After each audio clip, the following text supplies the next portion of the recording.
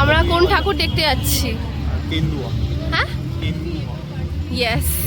Hello বন্ধুরা, মনস ব্লগে স্বাগত। আর তোমরা আছো মনের সাথে। তাহলে তো শুনেই নিলে যে আমরা পাটুলির যে কেন্দুয়ার যে ঠাকুরটা করেছে অনুবাদ, তো সেটাই আমরা দেখতে যাচ্ছি। খুব সুন্দর করেছে, তোমরা আগে গেলে দেখতে পাবে। আগে সুন্দরভাবে প্যান্ডেলটা দেখে নাও, তারপরে আমি তোমাদেরকে সব কিছু বলছি।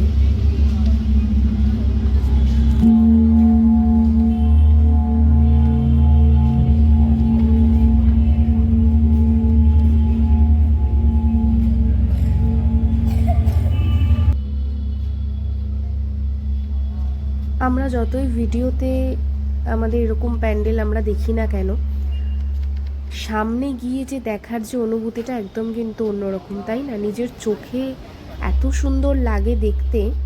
তো তোমাদেরকে আমি কিছুটা ভিডিওর মাধ্যমে তুলে ধরার তো চেষ্টা করেছি যতটা সম্ভব। আমি যেভাবে দেখেছি তোমাদেরকেও সেভাবে দেখানোর চেষ্টা করেছি।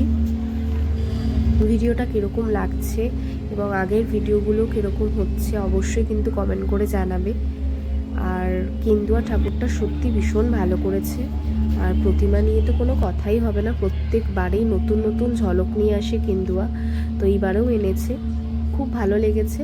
তোমরা পারলে একবার গিয়ে দেখে এসো, আমার তো ভীষণ ভালো লেগেছে। আগামী ভিডিওগুলোর জন্য অবশ্যই কিন্তু মনস ব্লগকে সাবস্ক্রাইব করে সঙ্গে থেকো।